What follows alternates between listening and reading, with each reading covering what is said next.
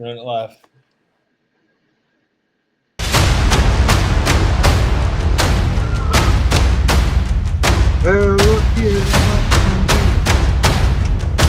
Kicking in.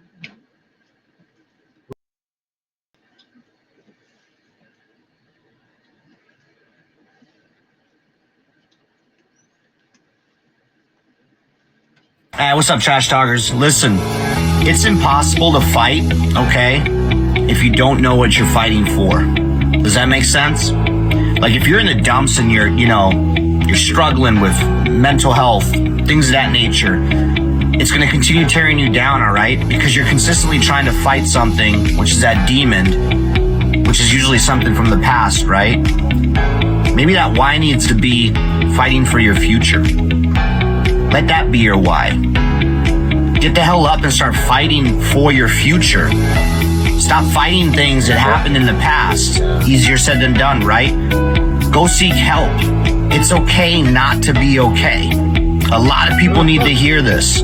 You are more of a warrior and a fighter if you stand up and say, hey, this has to stop. I need to go seek help. The stigma, everything has changed. It's okay not to be okay. Here is a firm believer in all men are created equal, but not all men live equal. That is why there's a certain select number of people in the DoD who decided to jump out of airplanes. And yes, we are better than you. 100%. Now, don't be the first pansy to say, well, airborne's not relevant. You haven't jumped since World War II. Well, that's not accurate, for one. And two, it's like having a jalopy or a 68 Mustang. Well, a 68 Mustang's no longer relevant. Doesn't matter. It's still a better car than yours. So take it easy this National Airborne Day and just accept that we are better than you. So, two things for today's Honesty Cat. First thing, how do all my boys from the 101st feel knowing that the Army decided that instead of actually making you airborne, they would just create a whole new division that's airborne because you just aren't cutting it? It sucks. Thing number two, for all the folks that were like, oh, airborne is irrelevant, doesn't even matter, they're making a whole new division of just airborne people because they're relevant. Think about that. How's that feel? Does it hurt a little bit? I hope it hurts a little bit.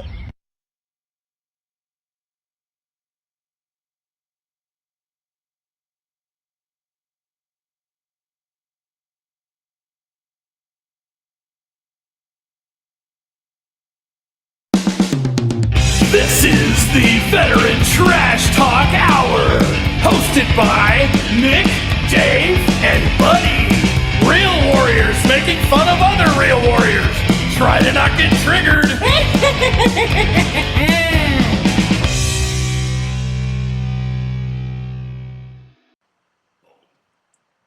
Woohoo!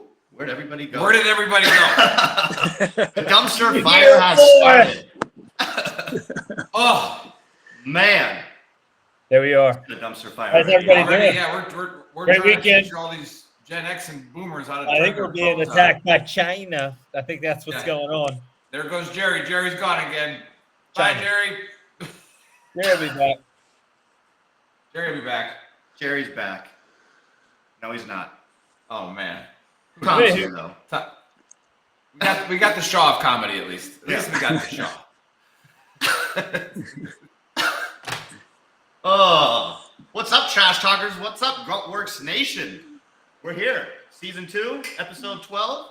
I think it's got retired Command Sergeant Major Campbell on and Jerry Tempesta. I hope I didn't pronounce that wrong. Vietnam veteran, and we're going to talk about all kinds of good stuff today. So we are excited. And it's a dumpster fire, and there goes our other guest again. Yeah. Hey, you know what? Jerry's just. There we go. Like you said, there you are. There he is. Hey, we're I'm live, back. Jerry. So rocket, baby. I don't give a shit what anybody says. Every time Jerry puts his sunglasses down, Okay, is Tom there? Al Pacino in like Yeah, Tom's here. Like, this whole place is out of order.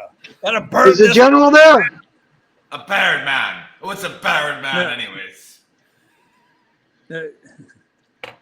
Hey, Jerry, can you hear Is us? General Klein there? He is not, Jerry. Jerry, he's not here yet. Maybe he'll come on later. Yeah. No, Trying to get him. it's just Campbell. Just grizzled face Campbell. How's everybody doing today? Good? Yeah. Yeah. Everybody good? Yeah. Yeah, we're good. Nick and I partied a little bit yesterday. I'm visiting here in beautiful California. Still a little too cold for me, though. I prefer Arizona heat. Yeah. Thank you. And the traffic seemed pretty brutal driving in here. But There's good to be here. There's a lot of people that live here. it's good to be here. Less people that used to live here. Now they live in Texas and Tennessee. Yeah, I did. And Arizona. I did the reverse migration. Went the other way. Yeah. Yep, I Yeah. passed them all. Yeah. So. You know, as they say, buy when the prices are high, and then when Well, they're down. California was the only market where the houses were down because everybody's leaving. Yeah. So it's like perfect time to go. Yeah. So, although I'm not paying state income tax yet because I stayed 183 days in Texas, but next year is going to suck. Suck really. Oh, see, in Tennessee we don't pay state income tax anyway. Yeah. Well, you don't in Texas either. Texas is the best country in the world. Yeah. Everybody knows that. Well, that's because people from Tennessee went there and made it. Right. That is true. Davy Crockett. Either way, Texas. Davy Crockett. Yeah. True. True story. I would All do Texas. volunteers. But the All beach is there. volunteers. I don't really care for them too much. And I need Anyway. the ocean, eventually. So Anyway, Raymond's watching from Boston. Yeah. Hey, let's do the conspiracy. you want to do a conspiracy? Yeah, we so know what Tom thinks. Because Tom's an outdoor guy. Tom's an outdoor guy, so maybe Tom can Yeah. give us a clue on what the hell is going on here. So, as you know, for everybody that's watching, you guys know I usually look at conspiracies a day or two prior, and I came across this individual. He's a hunter, and they seem like legit. I don't know if this is fake or not, but they picked something up on their trail cam, and we're gonna go ahead and play the video and discuss. Go ahead, Chris. Play the video. Do it, Muffin Fingers. So Gene and I are out on yet another adventure. And last time we were out, I caught some footage that, quite frankly, has me a little spooked. And I haven't quite decided if I want to show it yet. Now, it's not the first time that I catch something in the background while we're recording. Like a deer that we didn't notice, or some hikers that we didn't see while we were busy winching the Jeeps out of a mud hole or something. But this was different. Now, I don't understand what I saw and I can't explain it. So if you have seen anything like it, please feel free to let me know what you think it is in the comments. Frankly, it has me pretty spooked. Never captured any footage, but tonight was different.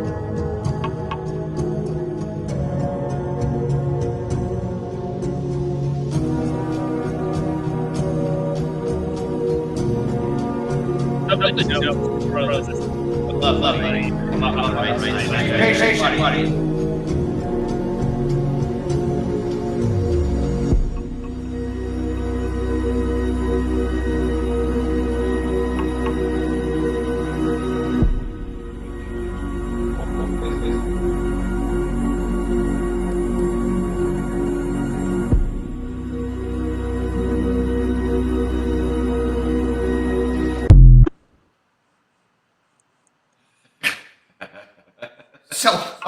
So I'm gonna give my take on this. I believe in ghosts and spirits. If you go into the comments section, it's actually a lot of people are talking about supposable cloaking devices.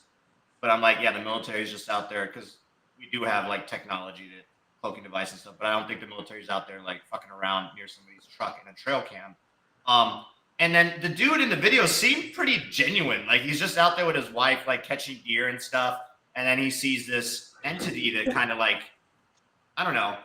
She's out there catching deer. Yeah, Just hunting catching- deer. just You know, catching no, deer. catching Catching deer deer. on his trail Goodness. cam. Just tackling them. Canada. On his Canada, camera, that's he's what you catching do. deer. He's You catching run animals. around. You just get him in a chokehold. Anyway, let me Catch the finish. deer. Let me finish. So Can I finish? I feel like the dude is pretty genuine. I don't think it's like AI or whatever, but I don't know. Maybe it is a ghost because it kind of like comes in and comes out. I don't think that guy's capable just by listening to him talk, like do like AI technology and like make this shit appear and disappear. Because you see the entity or whatever it is, it comes close, but then it zooms out and it's gone and it comes close again. Like it's just really weird. So I say maybe a ghost of some sort that was out there in the woods doing some stuff, and that's my take. Tom, I what the think hell's that's my going cook. on here? As an advocate hunter, who messes around with catches deer. trail cams and stuff like How that. many- What do we got Hey, going on Tom, here? Is this before just some you AI start bullshit? talking, please tell us how many deer you've caught. Yeah. This year, 3. You caught 3 this year. Three. All right. Yeah. Do you ride them all at one time, like sleigh style, Yeah. or do you? No, I put them in a chain. That way, Got it. we can get faster that way. Makes sense. Makes sense. That's how you got the extra horsepower. Yeah, Your or power. more Deer hoof power. Actually, Hoof DP. power. Yeah, hoof power. How many hoofs you pushing out here? DPH. But no, I think that was my cousin, man. He was trying to take a crap out there. He told me that he was taking a crap and he saw a dang camera looking right at him. No, that actually was a true story. I don't understand. But no, I don't have a clue what the hell that was. Yeah. Do you think the guy's like trying to do some elaborate hoax? Like, I feel like that guy is just like, he seems genuine and doesn't have the technology to go on his computer and like create something like that. Now it could be was somebody his else trail playing a cam. joke, right? What's that? Dude, It was his trail cam. What are you talking about? He doesn't That's what have I'm the saying. technology. Well, rednecks ain't you that damn can't just smart, like man. you can't just like be Joe Schmo, take your trail cam footage and like create some AI into it, or like you got to know a little bit about video editing, buddy. Like you have to have the basic understanding of it, the basic knowledge to do that. I'm just saying the guy is he doesn't strike me as somebody who wanted to do this. Rednecks were tricking the entire world into thinking Sasquatches were walking around 50 years ago. They didn't have AI or anything. They just had a monkey costume, and they would punch over a little bit. They would go, I mean, you do trick us all the time, but Tom's saying you just don't know what it is. Do you think it's a hoax, or do you just don't have an answer for it? I don't know. I mean, it could be, believe it or not. I mean, it could have been a bat or a bird that caught that out there. Okay. Yeah, because the eyes did light up. They did. But it was Yeah. getting close. Well, I mean, How if do it's a the bat, how do the ghosts find the trail cams? By the way, guys, anybody know? Anybody know how the ghost would just simply be walking and be like, "Well, there's a damn trail cam. Let's go screw with it." Right. Well, you did say last week that deer are conspiring to jump out in front of your car. So why can't a ghost on a fucking trail cam? So, not a huge deal. What's your take, buddy? What's your take on this? Let's go. Deer getting consciousness and fucking with me, 100% way more likely than ghost walking through the woods just chilling and being like, dude, trail cam, boo, I'm out. Just saying. All right, so it's a hoax by this guy, is what you're saying? That's your I take? actually think that Tom is more on the right side. It was most likely a bug, a bat, or a bird. Fair. Yeah. Yeah. Weird And how the it was like Canadians, hiding and behind a then vehicle, and then then it's while like- Canadians aren't too stupid to fake a prank or fake a video, they are a fake gullible. country. They're gullible. They're a fake country. It was a president, fellas. They're gullible. Right. Yeah. All right. Your take is it's some sort of animal and it just looks pretty gnarly, obviously. Okay. I'm Yeah, surprised there's war crime against it. I do want to address one thing that my partner here did and said how much you just insulted rednecks. and Buddy had to come back and say, one thing I don't have to worry about getting canceled, right? You know, like to think that they're not smart enough to use a computer. No. I mean, we did see Tom try to log on a computer. And that's I kind of proved that point. Yeah, exactly. So, but yeah, I mean, I've been out in the woods a lot as a ranger instructor. You know, out in the swamps, and we had a guy dressed up in a gorilla costume all the time to fuck with ranger students, right? And like in the middle of the night, and our eyes, like he just all of a sudden this gorilla come running out at 2:00 in the morning. It's usually one of the op four, you know, come running out of the woods and go after your rucksack and run away with your rucksack. And the fucking gorilla just took my rucksack, you know. So, then the ranger students would be like, Sergeant, a gorilla took our rucksack. Really, dude? Where's your rucksack? You know, and so like, I mean, it could just be one of his buddies. Like, I think it's a buddy. You do? I think it's a buddy, like, that Tom said, taking a shit in front of his trail cam. Like maybe, just putting, I don't know, something. It's fake. It's fake? It's fake, yeah. So 100%. Elaborate hoax? Yeah. Okay. 100%. But I mean, who got killed out there that was wearing a cape? Like some type of cloak? It could be a ghost from the 1600s, that got shot out there when he was, just hanging around. And an Indian hit him with an arrow, like, ooh. I mean, First it could of all, be a ghost. American. Problematic. Yeah. I'm still thinking ghost. But buddy, again, you don't think ghosts would want to say hi? Like, wouldn't want to be like, hey, what's up, dude? On trail cam, maybe he was waving. I think they got better things to do. Ghosts, they don't have anything to do. Yeah. Yeah. All right. Yeah. Good take. Yeah. Yeah. Pretty simple conspiracy for today. Nothing too crazy. We still are going to talk about the Diddy situation, but we need like a full hour for that. Yeah, one. and then we need Troxel to come back on for that. Yeah. Troxel. Not Troxel. Burke? No, Glick. JC Glick wants yeah. to come back on for the P Diddy conspiracy. So, my book of Earl, it's a sadder one, and it goes because I got some news a couple days ago that a good friend of ours, buddies, wasn't really a good friend of mine until later in life because he was a couple peer groups ahead of me, but he killed himself on Saturday. Old Ranger Martin, Kyle Martin. And I was literally on the same career path. Like, my last patrol in Florida, he was an RI there, and he walks up behind me and says, "Ranger, what are you doing with a Snickers bar in your canteen pouch?" And I was like, "What the fuck are you talking about?" He put a Snickers bar in my canteen pouch, right? And like, he's like, "You better get rid of that right now." So I ate it, and like, I knew him in the 82nd. He was in 2P, and then I think he was in 1P for a little bit too. But like, and then he went to Hawaii, and that's exactly the career path that I was on. And we stayed in touch for the last, 10 years. But I hadn't heard from him in a while, and it makes me, like I said, I'm at the point now where I don't get sad anymore when our brothers kill themselves. I get angry, and I don't know if that's the right emotion for it, but it just is what it is. So maybe you guys, when I'm done here, can elaborate on that maybe a little bit. But I get angry, and everybody knows I got an awesome job through JC Glick doing. Yeah, you can put his picture up, Chris. I got a job right when I retired, real awesome one that has suicide prevention training on virtual reality.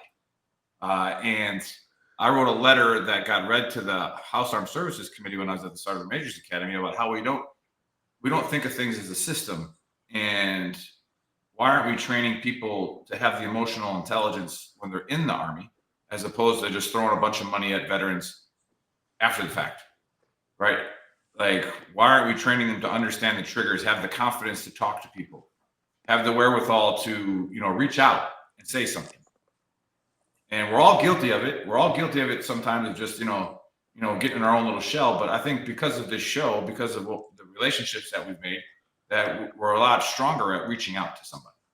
Where, and then like Buddy and I always say, when that person's name goes across your head for some reason at 2:00 in the morning, give them a call the next day. Right. Or like right there and then. Shoot him a text at least right there and then. Right. So I know, Cliff was talking about, hey, make sure you reach out. And this is what I want to talk about with the Book of Earl is suicide isn't just a veteran thing. All right. And again, we dissociate, veterans from society because it's easier to deal with it, just like soldiers. When soldiers die in combat, like the news says a soldier got killed, and it's like, no, it's an American citizen just got killed, right? A son, a daughter, right? A father, a mother. But it makes it easier for us to take it, as civilians.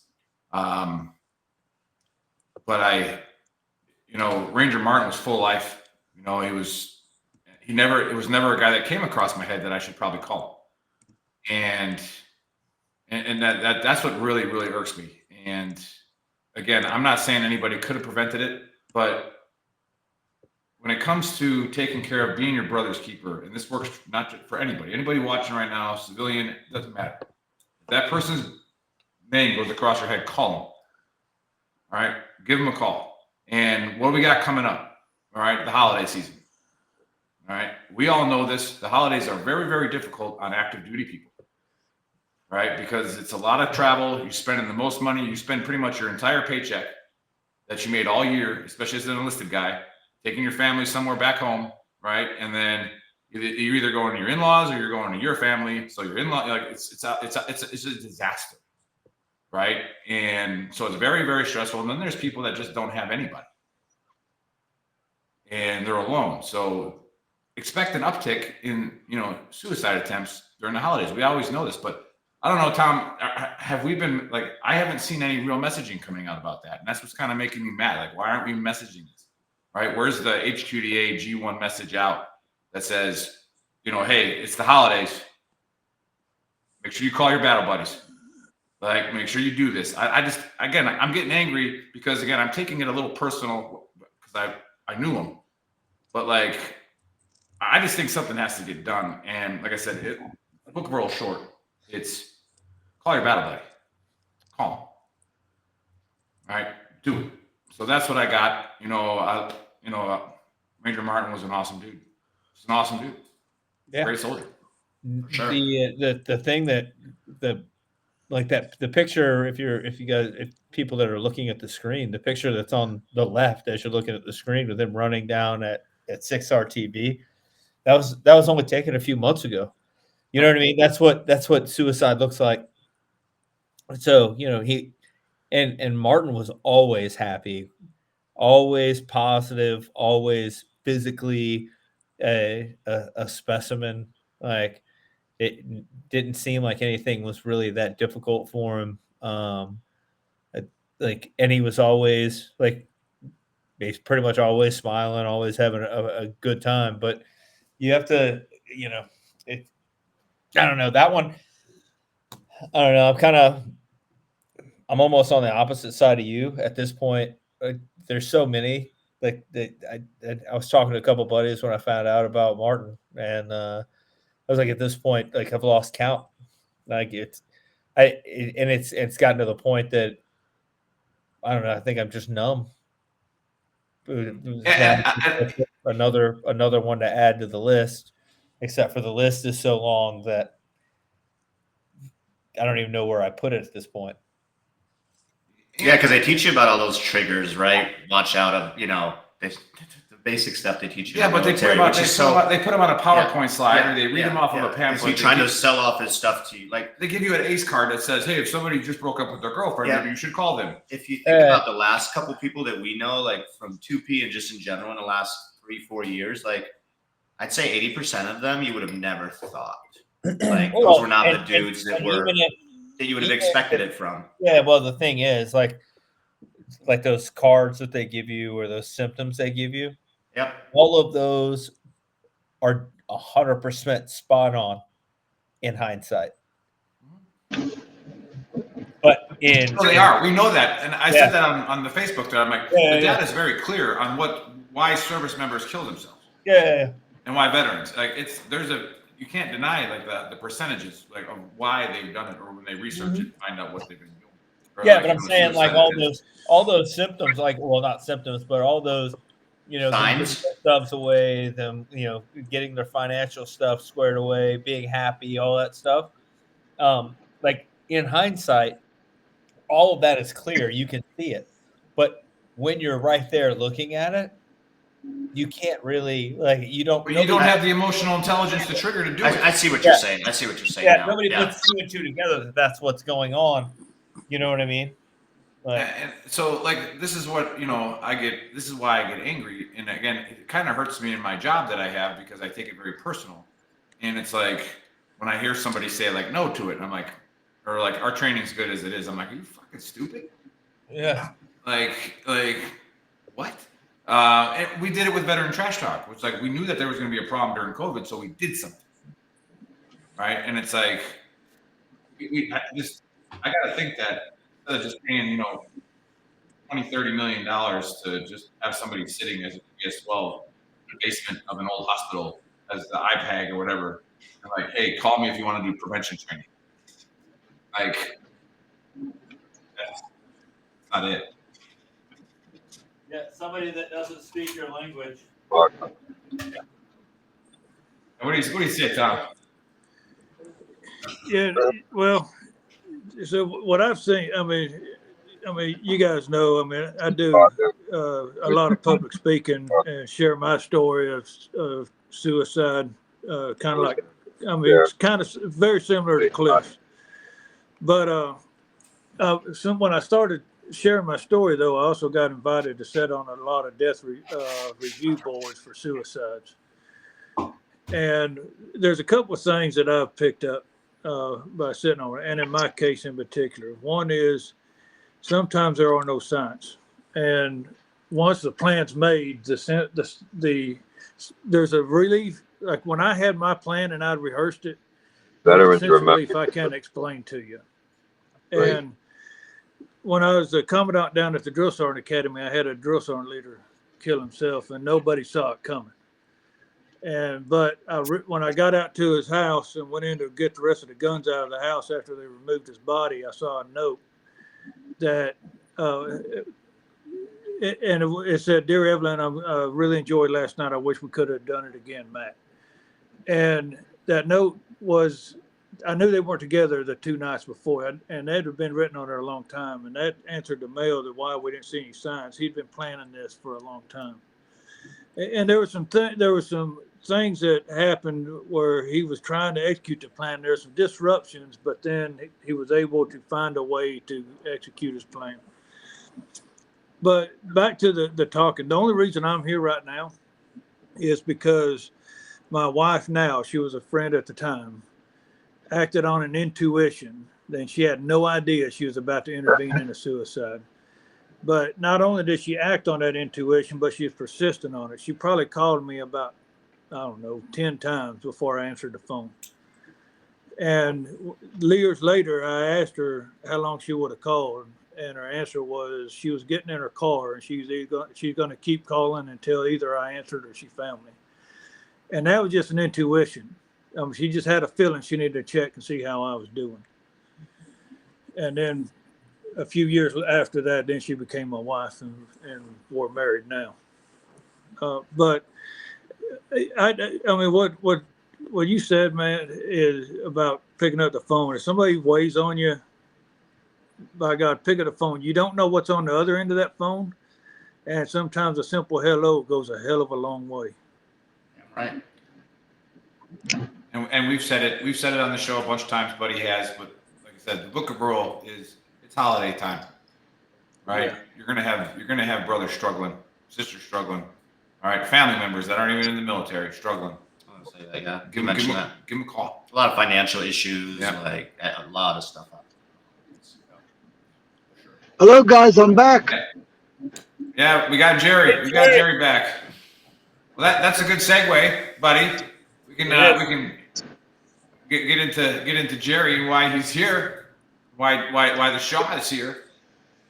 While you guys are talking about veteran suicide, I just want to mention that about 5 years ago, I was on a Wounded Warrior fishing trip in Lake Erie, and I met this young veteran from Afghanistan. He was suffering from TBI and PTSD, and I mentored him, and he had a guitar with him, and he realized that I sang, okay.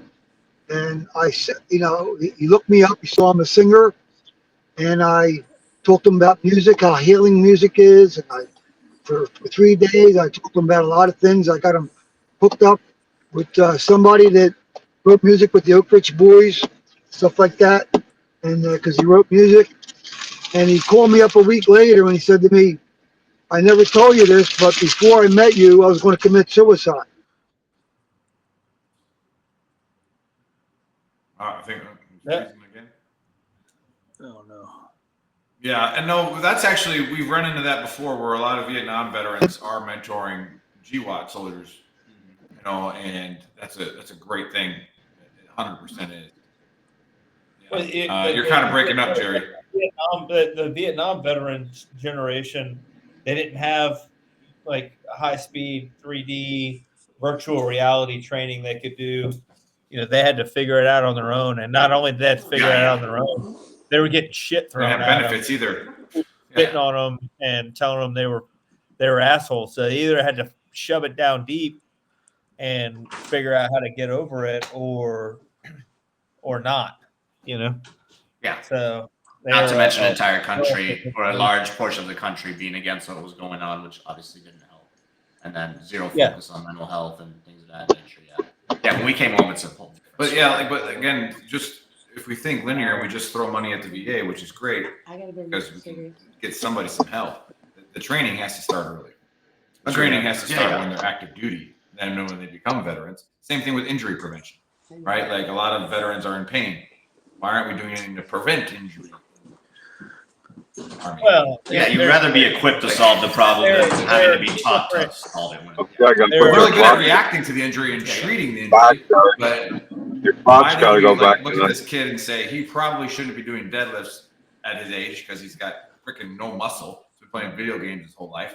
Like, let's start off with the little, PRT leg raises before we start throwing him in the gym, right? Like, it's whatever. Let's, buddy, you're supposed to intro the guests. I'm trying to. If you do it, shut up. Do it.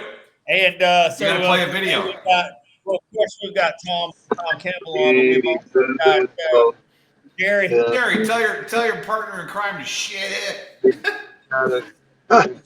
We got Jerry. What a shit show today. Jerry was just given the Bronze Star. You get a Bronze Star with me from that he was awarded after an action in Vietnam in 69 or 70, Jerry? 70? Yeah, I think it was 1970. Yeah, in 1970 in the Renegade Woods, which right. If you look up the Renegade Woods, you can't find anything about it. So Jerry, tell us what happened with the 25th Infantry Division and then how it came about the Army waiting half a century to give you your award. Tropic lightning. Well, first of all, if you go look up on Google, okay, Battle of the Renegade Woods, they're classified, now declassified after action report is on there. And it's one of a kind report. It's basically almost one of a kind report. And it's got everything in it. But anyway, on April 2nd, 1970, we were out at the field on April 1st. Pops up, buddy. We were on April 1st, yes. We were on April 1st, 1970, brought in to do a blocking force. And the next morning, we were called up and brought on 3 helicopters, just one platoon. That's all we had at the time, to rescue the Army Rangers. And when we were brought in, we didn't realize we were outside in NVA base camp. And when the lieutenant had us moving out, the point men in both columns were immediately killed. I was third in the column behind the lieutenant. He was shot in the stomach. I was attacking the position. When the lieutenant went to the ground, I picked him up. I started dragging him out of the line of the kill zone. I got shot in the head, and I spun around and I threw a hand grenade into the enemy position and took out the machine gun that was killing all of our platoon.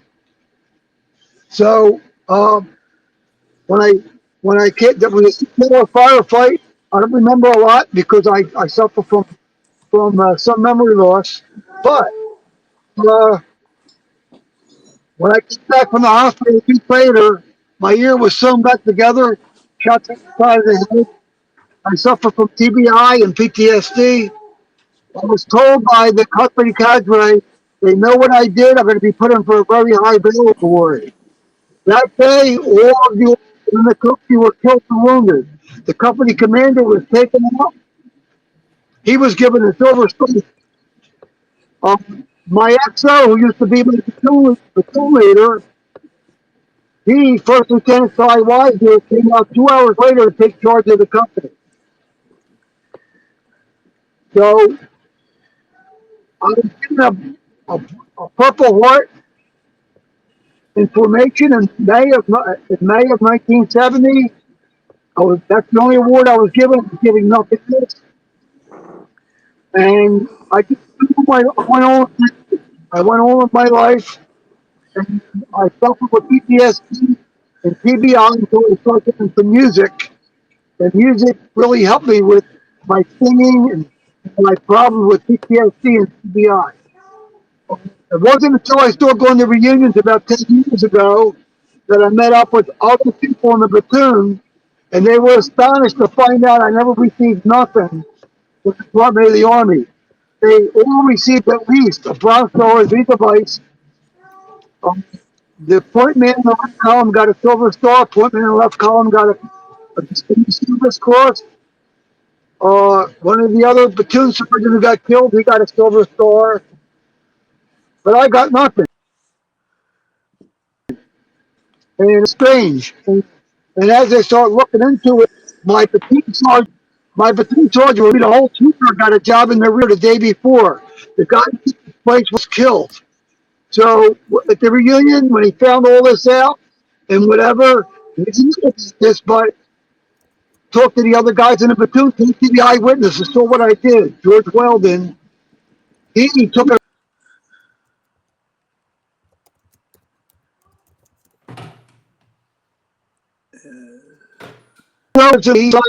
Kentucky, Fort Knox, Kentucky said that he wasn't in the command position when commander 2 hours. So this court for 5 years going through political people. And until I met Tom Campbell, this didn't go anywhere. Tom Campbell, he brought it to the attention of General Klein. Let him take it from here. Yeah. Excited to hear about this. Yeah, so I was doing I was sitting on a mental health panel in regards to veteran suicide up in Philadelphia.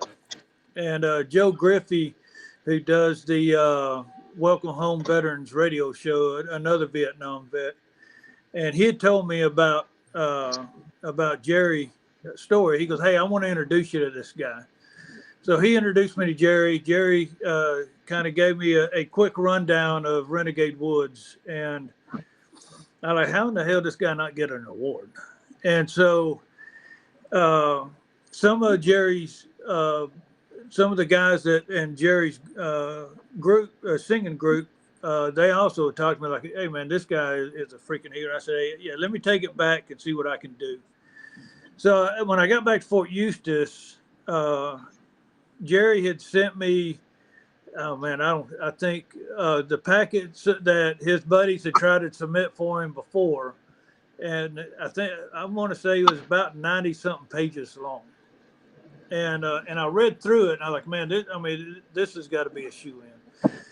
So I ended up rented by General Klein, and General Klein was the CG for CIMT at the time for the Center for Initial Military Training where I work. And Klein was like, "Yeah, hey, I'm on board. Let's see what we can do." So we attacked HRC from 2 angles. He called his counterpart, the CG of HRC, and then I got a hold of the tag at HRC.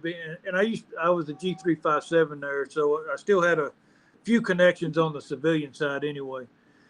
But anyhow, we ended up got oh man, his name just popped out on my head, Colonel. Oh crap! His name just popped out of my head. The guy that does all the record updates and record reviews for veterans, and so he ended up sent a packet to him. He ran it to ground and came back. And in reality, I mean, I wish we could have got something higher, but a Bronze Star with Valor was a guarantee. Good time, Jerry. So he ended up I don't know, it took about a month or maybe 2 months to get it back.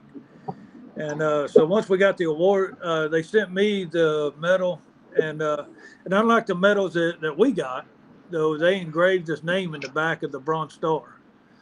And they sent me the citation and the 638, and so me and General Klein made a trip up to Philadelphia, and they had reserved the chapel of four chaplains, which has a unique story all in itself and a very fitting place for Jerry's award ceremony. And we was able to award it to him.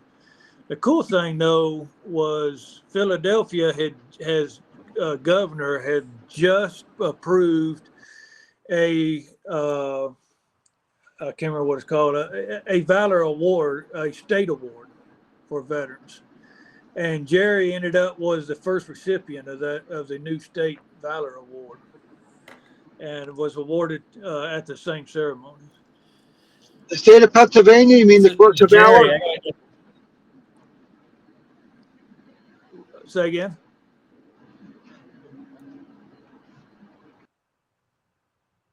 Yeah, like I said, we'll have to redo this podcast again and get you guys like in a stationary location and really do some justice next time. Yeah. Because I really want to hear Jerry's story, but it's almost impossible. How much validation did that give you, Jerry, when you finally got the award? I mean, you knew what you did, and the people that you were there with knew what you did, but to be able to have it and say, like, I wasn't because the people back home don't know what you did.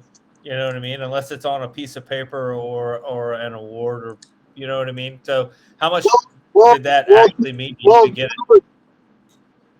General Klein was so articulate of how he presented what I did and what it means, and when the people were leaving that day, he wanted to know what I did.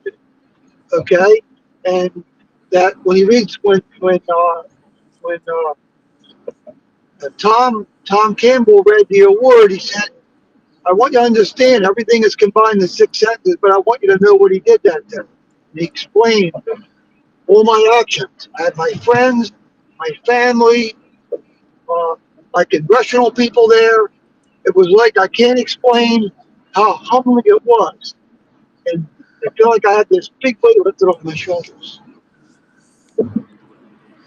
No, that's awesome. I wish General Klein would have came on, but we're gonna redo this and bring it up. But we're gonna play the video that closed the show of General Klein explaining it, so the people watching can get that. So those of you watching, and again, we didn't do this didn't turn out the way we really wanted to give Jerry the platform that we wanted.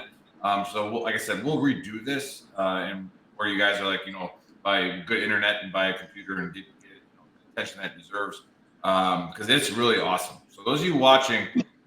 General Klein and Sergeant Major Retired Campbell, all right, were able to pin the Bronze Star of Valor on Jerry's chest and explain. Like I said, I watched the video, so you guys watching right now will be able to see it at the end of the show. It really is awesome, and I think like Buddy's question is, how did it feel, just to have that, because we get that, the GWAT soldiers, we get that validation, right? Like. Every sporting event we go to, I get free tickets on VetTix everywhere. We're treated very well. What was that? Just it had to be so overwhelming. Yeah, it was unbelievable. People are still talking about it a month later. Still talking about it. What do you think? What do you think the burden was that you said it felt like you had a weight lifted off your shoulders? What do you think that was? Well, it was the fact that finally being recognized for what I did. Okay, yeah. and I didn't go in the military looking for medals. I was drafted. I could have got out of the draft because I worked for the Navy. And I could have got a draft deferment, but I chose not to. My father's a World War II veteran. My uncle's a World War II veteran hero. There's a building at Fort Knox named after him, which Tom Campbell's been in. So, I just feel relieved that, that my story was told. Yeah. And it was told in front of my family, in front of my 2 sons. Yeah, we're gonna play it, and this show after the fact will get about 2,000 to 3,000 views. So it's gonna get out there. We're gonna do our best to get it out there, and I hope it starts a trend. I hope it starts a trend where we start doing a lot more of this. Maybe we are. We just don't know about it. Tom, are you aware of this? Are we doing this a lot? Like, is this happening? It doesn't happen a lot, unfortunately, and there are a lot of guys that have done, heroic things. I mean, in Vietnam and even earlier, that didn't get recognized. An example, just like in Jerry's situation, I mean, he was evac'd out of country after getting shot in the face, literally, and so with him getting evac'd out of the country and then his company damn near getting wiped out completely and they had to reconstitute the company. Yeah, I think it's one of those cases to where there was a good intention to recognize him, but it kind of got lost. I think Tom, I think that's an army that the GWAT, anybody that didn't serve, that served after Vietnam, that's an army that we can't even fathom a company being gone. No, Battalion being just gone. Right. A brigade like Korea, they had whole brigades that were just, that brigade's not here anymore. The 7th Infantry Division lost its colors in Korea. Like a whole division gone. Right. Like it's so unfathomable to us. And you know, we've talked about, you know, the thousands of people that we've lost in Afghanistan or in Iraq together.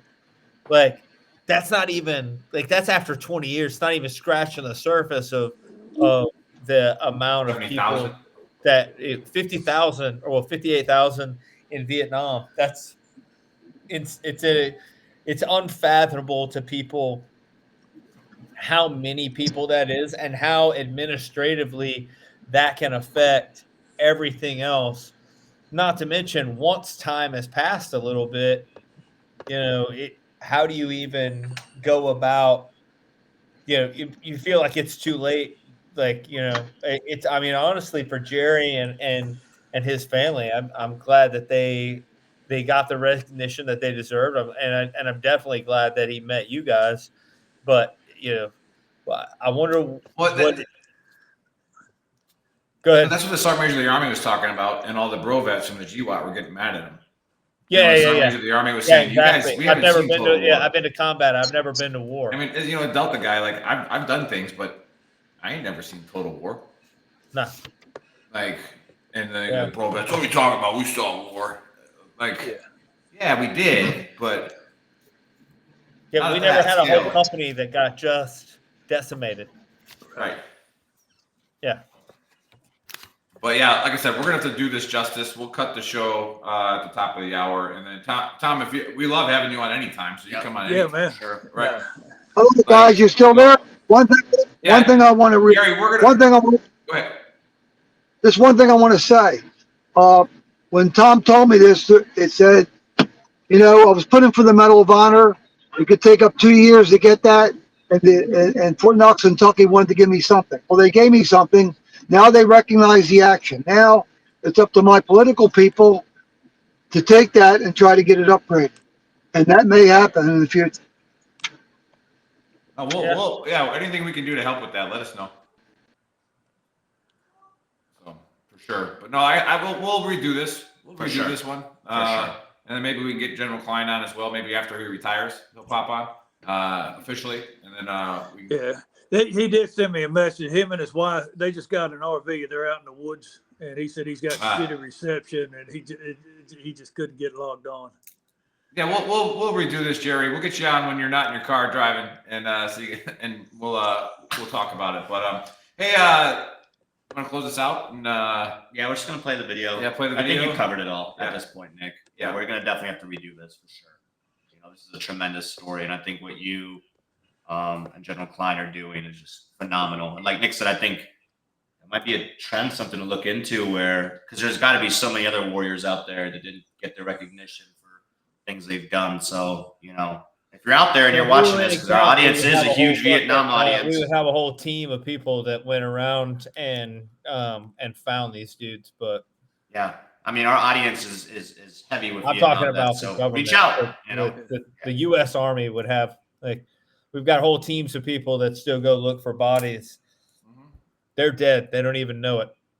Like, how about, you know, these dudes that aren't? Yeah. Like, that gave like their whole life, but whatever. Absolutely. Hey, Tommy got some weight. He can swing some weight around. He got some people he knows. You can make a few phone calls. Yeah, we get it there. No, I think it's phenomenal. But yeah, we definitely need to redo this show where we can, make out everything. Yeah. Yeah. So Chris, play the video, and we'll see you guys next week. Thanks, Tom. Second. This time, they're going to board on helicopters, and they're going to go into one of the western provinces of Vietnam, close to the Cambodian border. And they're going to attempt to rescue 11 Army Rangers that are pinned down, for lack of a better term. There were some clearing operations that were going in this area, and this area was known for its enemy activity. And as you all know from stories in Vietnam, we're talking about tunnels and bunkers and just ominous terrain that for any infantryman should scare the hell out of them, excuse me. And so they land and they get onto the landing zone, and Lieutenant Ronnie Clark, he takes charge and he puts them in 2 columns. Single file, it's a column. And they are moving across somewhat open area, headed towards a hedgerow, headed into this particular portion of Vietnam. And almost immediately, it sounds like the firefight breaks out, and they stepped into a deliberate ambush. Jerry's in the right column. He's the number 3 man. Point man is on the front. You've got LT, the lieutenant, that's right in front of him, and Jerry's number 3. And the point man immediately gets killed in action. He's the first to die in this battle. Both lead men for both columns get engaged by machine gun fire. The lieutenant that's right in front of Jerry gets shot in the stomach. And that's when Jerry springs into action. And as you heard earlier from some of the comments that were made, ultimately, he puts himself between enemy fire and this lieutenant to save him. And along the way, with all the bullets that are firing, and as he's trying to exfil this individual, Jerry gets hit. He gets hit in the head. And in this ensuing portion of the fight, Jerry's able to get a hand grenade off, which we found later on silenced the enemy.